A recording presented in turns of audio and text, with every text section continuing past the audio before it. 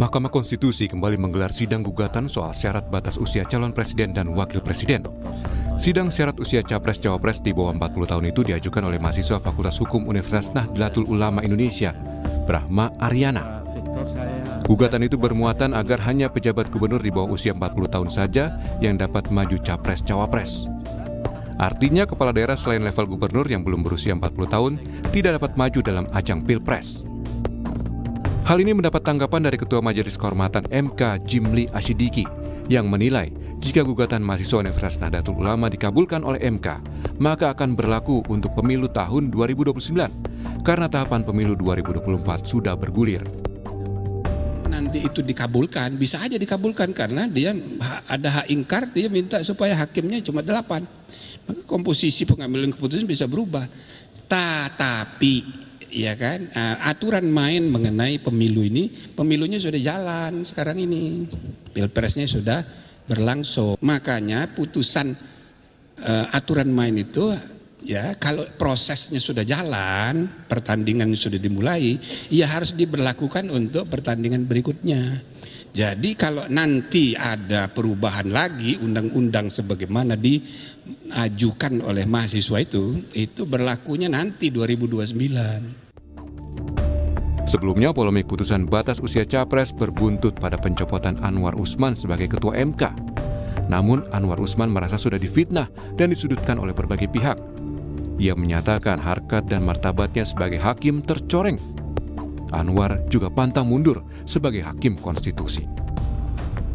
Saat ini, harkat, derajat, martabat saya sebagai hakim karir selama hampir 40 tahun dilumatkan oleh sebuah fitnah yang amat keji dan kejam.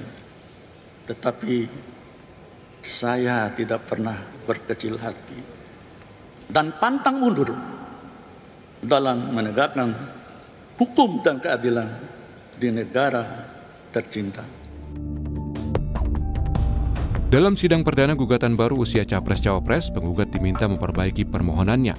Namun penggugat meminta majelis hakim mempercepat pembacaan putusan gugatan ini karena ingin mendapat kepastian hukum soal legitimasi pemilu pasca sanksi etik terhadap Anwar Usman.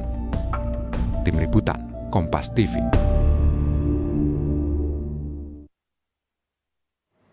Lebih jelas, apa sebenarnya harapan penggugat yang meminta Mahkamah Konstitusi menyidangkan lagi soal batas usia capres-cawapres? Lalu apa dampak dari politik putusan MK sebelumnya dikaitkan dengan pencopotan Anwar Usman sebagai Ketua MK? Saat ini kita sudah bersama dengan kuasa hukum penggugat batas usia capres-cawapres, sudah ada Victor Santoso Tandiasa. Selamat pagi. Selamat pagi. Mas Victor. Selamat pagi. Oke, selain di studio juga ada narasumber kita melalui sambungan Zoom. Ada ahli hukum tata negara Universitas Andalas, sudah ada Mas Ferry Amsari dan juga pengamat politik Indonesia Political Review, Kang Ujang Komarudin. Selamat pagi, Mas Ferry, Kang Ujang. Selamat pagi Mbak Adisti, Bang Victor, Bang Ferry. Bang Ujang, Bang Victor. Oke, untuk pertanyaan pertama saya langsung ke Mas Victor dulu. Mas Victor, jadi sebenarnya gugatannya itu betulkah bisa menjadi capres ataupun cawapres di bawah 40 tahun dengan syarat levelnya gubernur? Seperti apa penjelasannya? Ya jadi gini, sebenarnya kan kita semua menginginkan adanya pemilu yang terlegitimasi dengan kuat, Mbak. Nah sementara kalau kita melihat putusan 90 itu jelas bisa kita katakan cacat secara prosedur. Artinya saat untuk melakukan memutus putusan itu, baik dari pemeriksaannya pun itu sudah cacat gitu, dan itu terbukti dengan putusan MK kemarin nomor 2 tahun 2023. Nah sehingga kami sebenarnya ingin membantu Mahkamah Konstitusi dan juga membuat pemilu ini menjadi terlegitimasi dengan apa? Dengan memberikan satu ruang untuk mengkoreksi putusan itu. Artinya putusan 90 ini kan diputus berdasarkan adanya intervensi kekuasaan, dan itu memang diakui oleh putusan MK bahwa ada ketua MK pada saat itu membuka ruang terjadi intervensi dari luar. Nah sehingga kami sebenarnya menghendaki ada putusan yang benar-benar sesuai dengan hati nurani hakim tersebut untuk memutus. Salah satunya? Salah satunya putusan 141 inilah kita menginginkan ruang itu. Jadi kita menginginkan agar putusan 90 itu kemudian dikoreksi ulang melalui perkara 141 kita. Nah, kenapa? Karena kalau kita melihat dalam konteks seperti tadi pertanyaan Mbak Aristy tadi, kenapa kita kemudian minta pada level gubernur? Karena seharusnya memang itu yang termuat dalam amar putusannya. Kalau kita melihat dari sisi komposisi hakim, itu kan jelas sekali. Ada 5 hakim yang mengabulkan, 3 itu tidak menolak gubernur, tapi menambahkan jabatan pemilu, DPR sampai DPRD, dan juga wali kota. Sementara yang 2 tidak setuju dengan dua jabatan itu. Dan jabatan pemilu dan wali kota nggak setuju, hanya setuju gubernur. Artinya kalau mau melengkapi 5 suara terbanyak untuk bisa menjadi amar putusan, maka seharusnya yang lengkap adalah yang gubernur, bukan yang wali kota dan juga jabatan pemilu. Gitu. Bayangkan kalau jabatan pemilu bahkan 21 tahun bisa menjadi capres dan cawapres. Nah, ini kan cukup mengkhawatirkan gitu ya. Nah, dalam konteks ini kita melihat kalau misalnya kita melihat dari mekanisme pengambilan keputusan itu ada di pasal 45 ayat 5 Undang-Undang MK. Itu kalau tidak terjadi musyawarah mufakat dari suara terbanyak, maka itu ketua sidang pleno lah yang menentukan. Nah, kalau kita lihat dalam runutan penanganan perkara 29, perkara 55, perkara 51, ini Pak Ketua tidak hadir dalam sidang itu. Tapi dalam perkara 90-91 dia hadir. Gitu. Nah, kalau dia hadir, otomatis ketua sidang plenonya adalah ketua MK. Nah, sehingga itulah yang kemudian bisa ditarik dari kesimpulannya adanya konflik kepentingan, adanya intervensi dari pihak luar. Inilah yang kemudian menguatkan bahwa pengambilan keputusan yang menjadi amar saat di dalam putusan 90 adalah karena adanya dua hal tersebut. Gitu. Termasuk juga terbaru adalah informasinya harus diperbaiki, betul? Iya. Apa yang perlu diperbaiki kembali? Baik dari proses persidangannya pun sebenarnya harus diperbaiki kembali, makanya kita melakukan proses pengujian ulang. Jadi kalau kita melihat dalam Undang-Undang Kekuasaan Kehakiman, di mana MK juga menjadi bagian dari pelaku kekuasaan kehakiman, di pasal 17 itu jelas kalau seandainya terjadi suatu putusan yang ada konflik kepentingan di dalamnya, maka itu batal demi hukum. Nah, masalahnya untuk menyatakan batal demi hukum kan harus ada lembaganya. Tidak bisa serta-merta publik mengatakan batal demi hukum. Harus ada lembaga yang menyatakan. Sehingga dengan adanya perkara 141 inilah yang kemudian nanti akan menjadi satu putusan yang bisa menyatakan bahwa putusan 90 itu dinyatakan batal dan kemudian yang berlaku adalah yang putusan 141. Sehingga proses penyelenggaraan pemilu ini menjadi terlegitimasi. Karena putusan 90 ini kan telah melahirkan PKPU nomor 23 tahun 2023. Nah, ini yang dijadikan dasar untuk syarat pencapresan. Kalau ini kemudian dasarnya cacat, maka pemilihnya akan menjadi cacat hukum. Gitu. Saya langsung ke Mas Ferry. Mas Ferry, kalau melihat tadi tayangan berita sebelum kita dialog, Pak Jimli Asyidiki mengatakan kalau memang ada pengkoreksian soal putusan 90, kemudian putusan 90 yang baru ini akan diberlakukan di tahun 2029, bukan pemilu di 2024. Sebenarnya apakah mungkin ini berlaku di 2024? Jadi saya pikir pendapat Prof. Jimli itu tidak merepresentasikan Majelis Kehormatan Mahkamah Konstitusi. Karena kalau MK dia tidak akan mencampuri urusan Mahkamah Konstitusi baik di internal MK maupun sifatnya berupa putusan. Pernyataan beliau itu tidak relevan karena mengandung seolah-olah putusan MK itu harus diberlakukan ke depan atau di pemilu berikutnya. Karena bukan begitu alasannya. Kalau tahapan pemilu sudah berlangsung, sudah hampir 8 bulan lebih tahapan pemilu itu berlangsung. Putusan 90 dijatuhkan juga saat tahapan pemilu berlangsung. Tapi kalau alasannya dikatakan Prof. Jimli adalah dikhawatirkan bisa menimbulkan kekacauan pemilu. Menurut Anda sense? Kalau putusan 90 lebih kacau lagi dalam tahapan pemilu. Jadi tidak relevan alasan beliau itu karena bukankah MK dibentuk untuk memperbaiki kekacauan yang ditimbulkan putusan 90. Nah sekarang setelah terbukti adanya pelanggaran hukum berat, maka tentu ada ruang bagi kita untuk memperbaikinya. Benar tidak bisa serta-merta karena MK bukanlah atasan Mahkamah Konstitusi, bukan peradilan yang bisa mengatur banding. Jadi mereka tidak boleh memutus objek perkara yang ditangani MK. Lumrahnya di MK ada tradisi bahwa putusan MK yang lalu bisa diperbaiki melalui putusan MK yang baru. Nah sekarang kan yang diajukan oleh teman-teman 141 ini, Mas Victor dan teman-teman, kan berupaya menjelaskan bahwa putusan 90 itu bermasalah karena ada alasan yang baru nih, yaitu putusan MK. Nah MK mestinya melihat bahwa putusan MK itu mengikat diri mereka, bahwa mereka telah terlibat melakukan pelanggaran etik. Kalau yang berat 1, tetapi 8 lain kan juga kena pelanggaran etik. Soal proseduralnya, soal yang lain. Tapi menurut tapi yang kemudian menjadi pertanyaan selanjutnya adalah kemudian bisakah gugatan baru ini sebenarnya diputus dengan cepat? Oh iya bisa, karena kan praktiknya bisa gitu ya. Saya mau contohkan misalnya ada kasus IKTP, diputus sehari, perkaranya cuma 3 hari. Ada perkara PHPU Pileg ya, kalau IKTP itu pengujian undang-undang. Ada PHPU Pileg, baru 1 kali pendahuluan, besoknya sudah sidang putusan. Jadi kalau bicara cepat ya bisa, apalagi objeknya sudah pernah diperiksa. Saya merasa tidak perlu lagi didengarkan DPR dan pemerintah, toh alasannya akan sama, tidak akan mungkin beda. Tidak perlu lagi ahli, toh sudah ada penjelasan ahli di perkara 90 yang objeknya juga sama.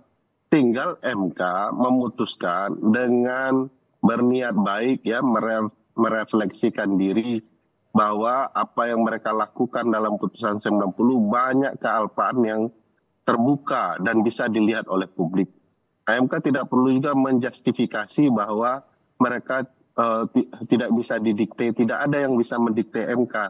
Ini panggilan hati nurani, benar nggak kemudian mereka mematuhi apa yang disebut di dalam putusan MK, dan orang bisa melihat kealpaan di putusan 90. Ya tinggal diputuskan, jadi praktiknya sudah banyak. Oke, kalau Anda mengatakan sebenarnya bisa cepat karena ada beberapa contoh yang tadi Anda soal KTP dan juga lain sebagainya. Kemudian ini juga sudah terlanjur mendapatkan atensi publik yang begitu besar, bahkan satu negara begitu ya. Anda melihatnya mengapa alasan yang seharusnya bisa cepat tapi kemudian seolah-olah begitu tidak bisa begitu? Jawabannya sederhana itu Mbak Adisti, apa yang disinggung oleh Mas Victor. Sebagaimana dinukilkan dalam putusan MK dan proses persidangan MK. Ada kekuatan di luar yang mengintervensi Mahkamah Konstitusi. Kekuatan itu bisa sangat luar biasa berupa orang yang sangat menginginkan Gibran menjadi calon wakil presiden dengan melalui peradilan Mahkamah Konstitusi. Tidak ada konsep lain yang memungkinkan secara rasional dia maju, dan tidak ada orang yang secara rasional sangat menginginkan kecuali ayahnya sendiri. Jadi bagi saya intervensi itu pasti kekuatan besar di balik ini yang kemudian memaksa MK meskipun sudah ada putusan MK, apa yang salah yang lalu tetap mau dipraktekkan. Ini semakin sesat peradilan kita karena dimanfaatkan politik, dan politik kita kian tidak sehat karena menjalankan kepentingan keluarga. Kalau tadi Anda bilang ada kekuatan besar yang kemudian mencoba mengintervensi. Kemudian kemarin baru saja kita dengar Presiden Joko Widodo menyebut bahwa pemerintah dan siapapun itu tidak bisa mengintervensi soal penyelenggaraan pemilu. Ya, itu kan kebohongan-kebohongan baru yang coba mau dilogikakan. Presiden itu sudah puluhan kali berbohong di depan publik. Misalnya dia tidak menginginkan anaknya terjun dalam ruang politik, keluarga besarnya. Ini ada anaknya yang turun nih dalam ruang politik. Kenapa dia tidak mengintervensi untuk kemudian meyakinkan publik bahwa dia tidak berbohong? Bagi saya ini kebohongan-kebohongan yang sedang mau dilanjutkan Presiden saja. Dengan bahasa-bahasa yang seolah-olah beliau memang tidak menghendaki. Semua orang tahu Presiden sangat powerful mengintervensi, punya ruang untuk mengintervensi, bisa kemudian demi kepentingan konstitusi, kepentingan negara, bahkan kepentingan pribadi. Oke, baik. Kang Ujang kalau mendengar pernyataan dari Mas Ferry ini, apa yang bisa Anda baca dari kacamata Anda soal politik di Indonesia? Apalagi kemudian ini bisa dikatakan mendapatkan atensi publik yang begitu besar. Apakah ada peluang kemudian justru pasangan Prabowo dan juga Gibran ini bisa tergerus elektabilitasnya karena permasalahan ini? Ya, pertama saya salah satu akademisi yang mengkritisi ya keputusan MK tersebut begitu. Ya, memang pahit. Makanya banyak pihak yang tidak setuju dengan keputusan tersebut. Nah, dalam konteks politik saya melihat ya perlu diuji kan. Pasca misalkan Prabowo menggandeng Gibran gitu ya. Pasca Gibran menjadi cawapresnya Prabowo, maka harus dilihat alat ujinya, parameternya gitu, indikatornya, variabelnya ya survei yang objektif. Apakah memang pasca keputusan MK tersebut survei Prabowo dengan Gibran itu naik atau turun? Ini menjadi penting. Oleh karena itu saya tidak mau berasumsi, perlu survei yang memang dilakukan secara objektif, yang pertama. Yang kedua, saya ingin menempatkan ya persoalan ini pada tempatnya ya, yang proporsional. Kalau saya melihat begini, karena ini benang kusut ya, benang kusut yang luar biasa dalam konteks ketatanegaraan kita, maka kemarin keputusan MK paling tidak, walaupun katakanlah ya tidak memutuskan pokok perkaranya, artinya tidak membatalkan substansi. Tetapi kalau kita lihat keputusan tersebut menjadi jalan ya perbaikan untuk menjaga marwah MK. Yang harus saya katakan ke depan elit politik termasuk hakim-hakim itu mesti berjiwa negarawan. Itu tantangannya sebenarnya. Kenapa anak-anak milenial hari ini gitu, anak-anak muda di Indonesia misalkan tidak melihat sosok keteladanan dari elit politik kita gitu. Lalu dari hakim-hakim kita, ya dari petinggi-petinggi republik ini gitu. Ini penting. Ini kenapa? Karena anak muda yang menjadi pemilih mayoritas di 2024 butuh keteladanan itu, butuh figur-figur yang memang bisa dijadikan contoh. Oleh karena itu dalam konteks politik saya melihat ya aturan mainnya, rule of the game-nya ya harus jelas, harus berkeadilan. Ini yang sekarang dipersoalkan di Mahkamah Konstitusi. Nah, saya mendukung kalau misalkan ya hakim-hakim MK itu mengevaluasi diri agar apa? Ya agar mereka semua berjiwa negarawan gitu. Artinya berjiwa negarawan itu kepentingannya untuk kepentingan bangsa dan negara, bukan untuk kepentingan pihak tertentu. Itu yang paling penting. Karena kenegarawanan itu di atas semuanya, bukan di atas kelompok, golongan atau siapapun. Anda melihat untuk dampak dari perpolitikan Indonesia seperti apa? Karena belum dimulai pemilu sudah ada persengketaan semacam ini, perselisihan semacam ini. Kemudian rakyat sudah pintar untuk menilai bagaimana kemudian bisa dikatakan mengcounter distrust ini. Ya tadi bagaimana apa yang telah diputuskan oleh MK dijalankan. Tentu tidak menyenangkan pihak tertentu dan tidak menyenangkan semua orang. Tetapi itu jalan yang terbaik bagi saya ya, bagi kita semua untuk melihat menjaga marwah MK itu. Kalau misalkan MK-nya tidak bisa tidak bisa kredibel ya, tidak bisa menjaga integritas dan profesionalisme, maka persoalan produk-produk hukum yang dihasilkan itu legitimasinya akan rendah. Masyarakat tidak akan percaya. Oleh karena itu dalam konteks pemilu ya, dalam konteks politik itu kan butuh kepastian hukum. Butuh regulasi yang jelas gitu. Ya saya kembali Mbak ke persoalan MK ini ya, soal gugatan Mas Victor ya temannya gitu. Ya saya ikuti betul hari Rabu yang lalu gitu, bahwa memang kan ada revisi perbaikan. Tapi persoalannya memang yang agak khawatir adalah kalau perbaikannya itu diminta di hari Selasa kalau nggak salah 21 gitu ya. Walaupun teman-teman mahasiswa ingin cepat, Mas Victor mengatakan seperti itu. Nah itu kan penetapan capres-cawapres tanggal 13. Dan pengundiannya tanggal 14. artinya sudah lewat juga dalam konteks proses persidangan di MK tersebut gitu.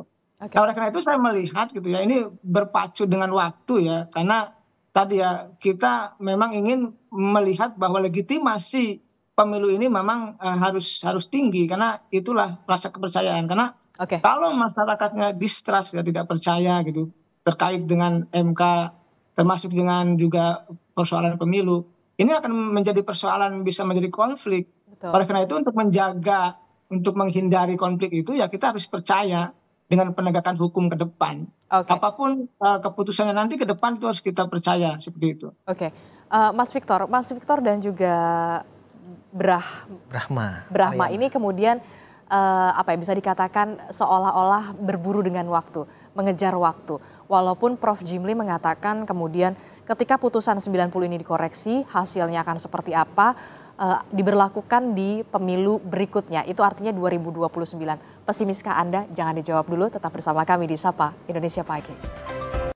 Terima kasih Anda masih bersama kami di Sapa Indonesia Pagi. Saudara, kami masih melanjutkan dialog kita di pagi hari ini bersama dengan Mas Victor selaku kuasa hukum dari penggugat. Kemudian juga ada Mas Ferry Amsari dan juga ada Kang Ujang Komarudin. Saya ke Mas Victor dulu. Mas Victor, ini kan tadi disebutkan kemudian seharusnya memang bisa cepat prosesnya. Tapi kemudian Prof. Jimli mengatakan ketika putusan ini nanti dirubah atau dikoreksi begitu, nah hasil putusan 90 ini baru bisa diberlakukan di pemilu berikutnya. Apakah Anda masih optimis? Kami sebenarnya punya niat baik ya untuk bisa memberikan MK ruang untuk membangun kepercayaan publik. Karena kalau tidak seperti itu maka nanti bagaimana nasib perselisihan hasil pemilihan umum yang kemudian masih dinaungi dengan ketidakpercayaan publik yang begitu besar sampai saat ini. Dan terkait dengan pernyataan Prof. Jimli, memang saya juga sebenarnya cukup sedikit menyesalkan. Kenapa? Karena harusnya itu tidak keluar dari seorang ketua MK. Karena bukan ruangnya itu untuk kemudian menyimpulkan bahwa putusan ini akan berlaku ke depan. Karena dalam beberapa praktek putusan MK juga bisa berlaku surut bahkan gitu. Nah, kalau dalam konteks pesimis atau optimis, kami tentunya tetap harus optimis dalam menangani perkara ini. Karena apa? Sebenarnya tanpa kita perbaikan pun kalau MK punya itikat baik untuk memberikan kepercayaan, mengembalikan kepercayaan publik kepada MK dengan waktu yang cepat, maka seharusnya MK bisa saja langsung memutus gitu dan tidak perlu melihat posita kita, dia bisa membantu seperti putusan 90 kan seperti itu. Bagaimana kita melihat positanya, lalu kemudian bagaimana MK membangun pertimbangan hukumnya, itu kan sangat jauh sekali sebenarnya, tapi MK membantu untuk kemudian mengakomodir keinginan dari pemohon. Nah, artinya ini juga bisa dilakukan seharusnya dalam perkara 141. Tapi kalau karena memang kami melihat itu belum ada di Mahkamah Konstitusi, terutama pada hakim panel kemarin, maka kami meminta untuk perbaikan. Jangan sampai nanti ada celah yang tidak yang bisa digunakan untuk menolak permohonan kita atau bahkan tidak menerima misalnya. Karena kemarin juga legal standing juga cukup dipermasalahkan oleh hakim MK. Padahal sama-sama apa yang dipermasalahkan legal standingnya? Ya artinya harus dilihat ada keterkaitan yang cukup erat antara pemohon sebagai mahasiswa dengan pasal yang mengatur tentang syarat capres. Padahal kalau kita melihat putusan 90 itu tidak terlalu dipersoalkan. Kan diajukannya juga salah satu mahasiswa. Sama-sama mahasiswa gitu. Nah, sehingga kami membutuhkan perbaikan, tapi kami sudah mengatakan di sidang kemarin, hari ini kita akan masukkan perbaikan. Nah, hari ini jam 2 siang kita akan masukkan perbaikan. Tujuan kita agar apa? Agar MK bisa segera RPH dan memutus. Gitu. Itu kalau memang MK lagi-lagi punya itikat baik untuk mengembalikan marwah Mahkamah Konstitusi. Oke. Saya ke Mas Ferry. Mas Ferry pasti kemudian menyaksikan juga kemudian kemarin pernyataan dari Pak Anwar Usman soal yang menyatakan bahwa ini adalah salah satu bentuk untuk intervensi, kemudian membunuh karakter, dan ia akan tetap bisa dikatakan pantang mundur. Anda melihatnya seperti apa? Iya. Pertama saya mau respon dulu pernyataan Prof. Jimli baru ke Pak Anwar Usman. Kalau logika Prof. Jimli itu kita benarkan bahwa seluruh putusan MK yang ada di dalam tahapan berlaku 2029 maka sudah pasti putusan 90 PUU 21 Romawi tahun 2023 juga diberlakukan 2029.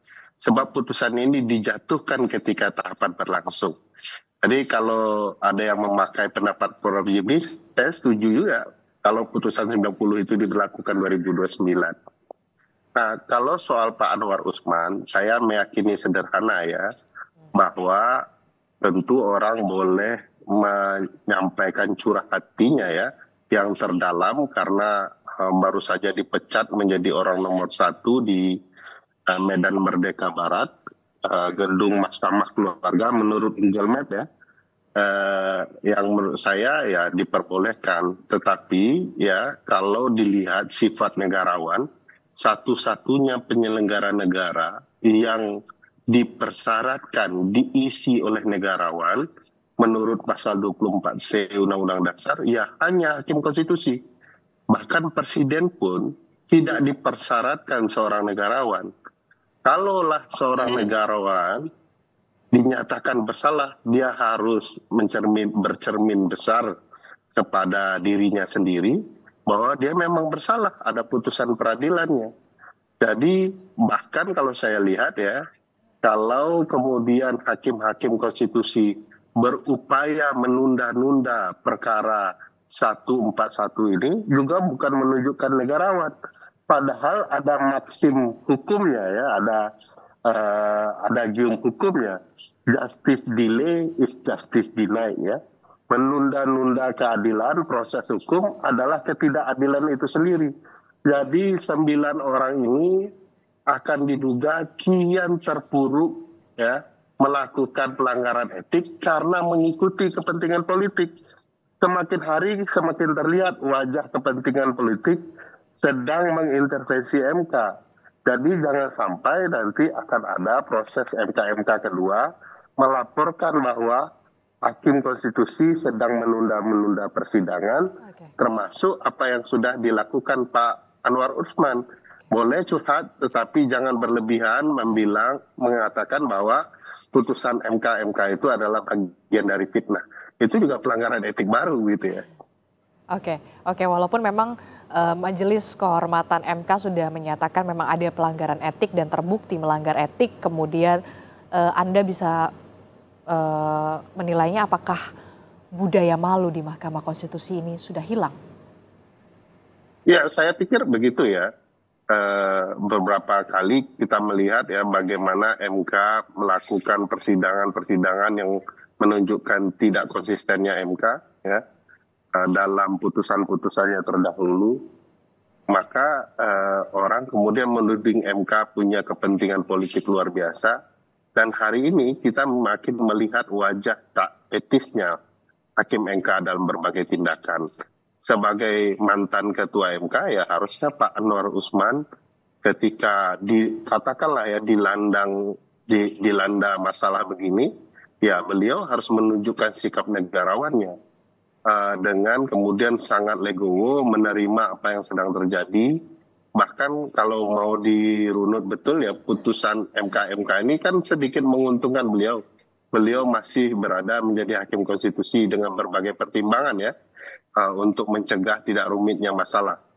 Tetapi sikap kemudian menentang, menuduh fitnah, itu bagi saya agak konyol ya di tengah publik melihat nyata sekali relasi kekeluargaannya antara dia dan Gibran.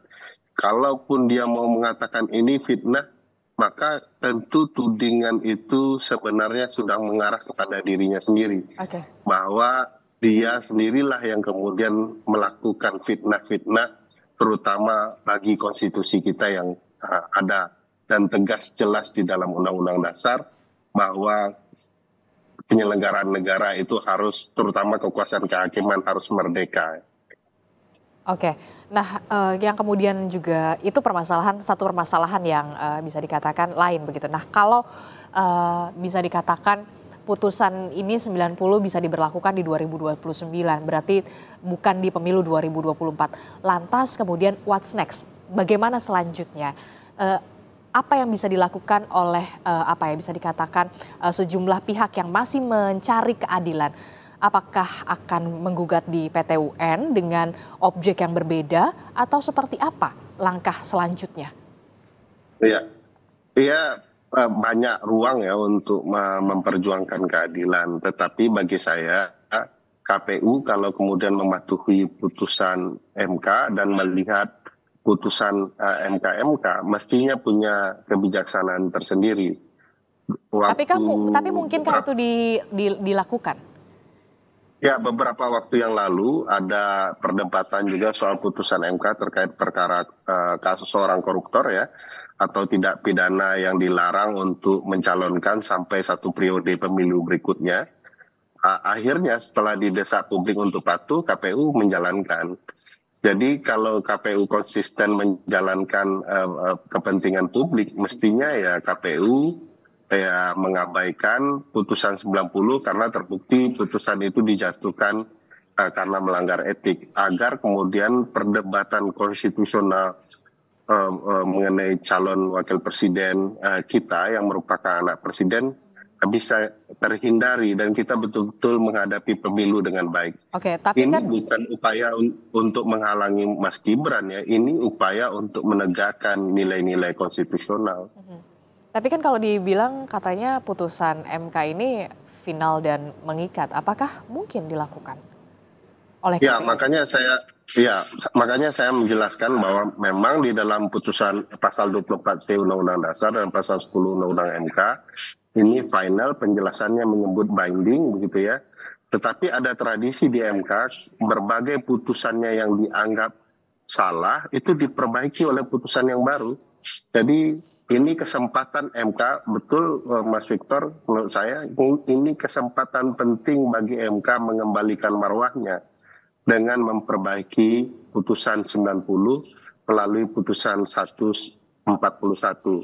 Kalau kesempatan ini hilang, ini kehilangan momentum, orang akan memindahkan ya relasi dinasti politik yang awalnya antara keluarga Jokowi dan Anwar Usman, sekarang dengan keluarga Jokowi dan Mahkamah Konstitusi secara menyeluruh.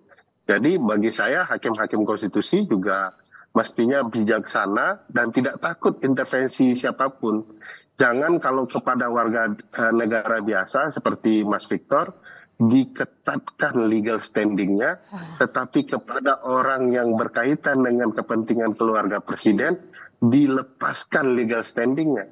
Saya kemarin menguji undang-undang juga berdasarkan putusan MK 112 soal pimpinan KPK, sama persis dengan dasar hukum yang digunakan dalam putusan 90. Nah, pertanyaan besarnya kenapa kami publik dimintakan buktikan bahwa telah terjadi ketidakadilan yang tidak dapat ditoleransi sehingga MK bisa memutuskan perkara open legal policy. Dimintakan kepada saya. Padahal apa itu ketidakadilan yang tidak dapat ditoleransi dalam perkara pemilu? Hampir bisa dikatakan tidak ada. Kalau ketidakadilan tentu mungkin ada, tapi yang tidak dapat ditoleransi. Padahal batasan-batasan hak itu ditentukan Undang-Undang Dasar. Begitu untuk anak Jokowi tidak dimintakan pemohon untuk membuktikan apakah dengan adanya syarat pencalonan jadi calon presiden dan calon wakil presiden telah timbul ketidakadilan yang tidak dapat ditoleransi. Jadi MK sudah bertindak tidak adil dalam berbagai putusan terhadap masyarakat luas. Nah, sekarang mereka ulangi lagi dengan Victor dan teman-teman gitu ya. Jadi Anda menilai ada pilih kasih di situ? Oh iya, ini sudah dari awal pilih kasih. Kalau kemarin mereka menerapkan satu legal standing yang ketat, harus membuktikan telah terjadi ketidakadilan yang tidak dapat ditoleransi, nggak akan naik perkara ini. Saya yakin mereka tidak akan memutuskan ini karena ada berbagai konflik kepentingan. Dan paling diingat, tahapan sudah berlangsung. Kok tiba-tiba ketentuan aturan main diubah? Jadi ini jelas-jelas ketidakadilan itu sendiri berdasarkan putusan MK. Terakhir ke Kang Ujang. Kang Ujang, apa yang bisa terjadi dalam perpolitikan di Indonesia kalau misalkan sebelum pemilu saja sudah begini? Bagaimana kemudian nanti hasil pemilunya, hasil pilpresnya? Anda membaca kemudian ada distrust dari sejumlah pihak dan juga rakyat menurut Anda? Iya, ini yang kita khawatirkan ya. Publik atau rakyat Indonesia tidak percaya lagi kepada katakanlah produk-produk hukum ya yang diputuskan oleh Mahkamah Konstitusi. Karena kita tahu bahwa MK itu bukan hanya menangani perkara soal perkara 90 saja, tetapi kan nanti ada sengketa pemilu yang akan diputus juga di 2024 nanti. Nah, kalau nanti sengketa pemilu misalkan terkait dengan capres-cawapres, terkait dengan pemilu legislatif, pemilihan kepala daerah, lalu tidak bisa dipertanggungjawabkan ya legitimasinya, maka ya sulit bagi publik untuk bisa mempercayai itu. Oleh karena itu, mari kita bersama-sama ya bahwa tadi hakim-hakim MK, kalau saya sih mengatakannya harus berjiwa negarawan, bahwa kepentingannya bangsa dan negara ini yang harus diutamakan, menjadi prioritas. Karena kalau ingin menjaga marwah, harkat, dan martabat MK ya, suka tidak suka, senang tidak senang, harus menjaga integritas itu, menjaga kepercayaan publik itu. Karena pemilu itu soal legitimasi. Jika legitimasinya tinggi, ya artinya publik sangat trust, sangat percaya dengan hasil pemilu itu. Tetapi kalau legitimasinya rendah, artinya tadi sebaliknya, publik tidak percaya dengan hasil-hasil yang terjadi. Tetapi apapun itu, saya sih melihat ya ini tentu kita dalam bernegara perlu refleksi ya, perlu evaluasi bahwa kita anak-anak bangsa yang peduli terhadap bangsa ini. Kalau ada kekurangan ya kita perbaiki. Kalau ada yang bolong ya kita tambal. Kalau ada yang kurang kita tambah. Oleh karena itu bolong-bolong bisa kurang-kurang ya yang ada di Mahkamah Konstitusi, baik terkait dengan pelanggaran etik yang sudah diputuskan oleh MK, maupun katakanlah gugatan-gugatan yang baru ya 141 atau nanti gugatan-gugatan yang lain, maka mesti menjadi cermin untuk keadilan. Karena bagaimanapun bermasyarakat, bernegara, termasuk melakukan proses pemilu itu butuh kepastian hukum. Nah dalam konteks itu maka kepastian hukum itu ya harus dibangun konstruksinya oleh para hakim-hakim yang memang menjadi kewenangan dan punya tanggung jawab di situ. Ya mari kita sama-sama ya menjaga bangsa ini. Saya sepakat dengan publik, dengan masyarakat yang mengawasi, mengontrol jalannya pemerintahan, termasuk mengawasi Mahkamah Konstitusi. Karena cenderung ya kekuasaan dimanapun ya, baik di eksekutif, legislatif maupun yudikatif, kalau tidak dikontrol, tidak diawasi ya tentu banyak yang menyalahgunakan. Ya sekarang saja kita sudah awasi, sudah kontrol dengan ketat. Kita tahu bagaimana misalkan MK juga kecolongan memutuskan yang katakanlah dianggap tidak berkeadilan begitu. Oke. Ya, optimis itu, harapan itu selalu digantungkan setinggi-tingginya, walaupun memang kita bisa melihat rakyat ini sudah pintar, mana yang tahu, mana yang baik dan juga mana yang buruk. Itulah yang kemudian harus di underline. Terakhir, Mas Victor, hari ini di pukul berapa akan rencananya ke Mahkamah Konstitusi untuk menyerahkan hasil perbaikan? Ya, loket penerimaan itu kan tutup jam 3. Jadi kami jam 2 sudah akan mendaftarkan perbaikan permohonan gitu. Oke, harapannya? Ya harapan kami sebenarnya ketika kami sudah masukkan permohonan dan MK bisa segera meng-RPH-kan dan bisa langsung juga memutus agar bisa kembali memberikan kepercayaan kepada publik, dan yang terpenting dasar hukum pemilu kita itu menjadi terlegitimasi dengan adanya putusan yang memang dihasilkan tidak dengan adanya intervensi kekuasaan di dalamnya gitu. Karena kami berharap jangan sampai nanti di pemilu perselisihan hasil pemilihan umum di 2024, karena semua penyelenggaraan pemilu baik pileg maupun pilpres pasti akan berakhir di MK. Nah, jangan sampai ketika itu masuk pada momen itu, lalu kemudian masyarakat bahkan para pencari keadilan tidak percaya terhadap MK karena adanya putusan 90 ini. Nah, termasuk juga dampak-dampak gugatan-gugatan terhadap penyelenggaraan pemilu, baik itu ke Petun. Hari ini sudah ada 2 gugatan yang masuk ke pengadilan negeri, gugatan PMH, baik itu kepada penyelenggara pemilu KPU, juga kepada 9 hakim MK. Gitu. Nah ini kita harapkan jangan sampai ini kemudian terus berlanjut. Oke, yang jelas kalau bisa dikatakan kalau ingin hasilnya baik maka mulailah dengan proses yang baik. Baik, terima kasih salah satu kuasa hukum penggugat dari batas usia Capres-Cawapres, Mas Victor Santoso Tandiasa telah bergabung bersama kami, dan juga ahli hukum tata negara Universitas Andalas, Mas Ferry Amsari. Terima kasih, dan juga ada pengamat politik Indonesia Political Review, Kang Ujang Komarudin. Selamat pagi, sehat-sehat selalu.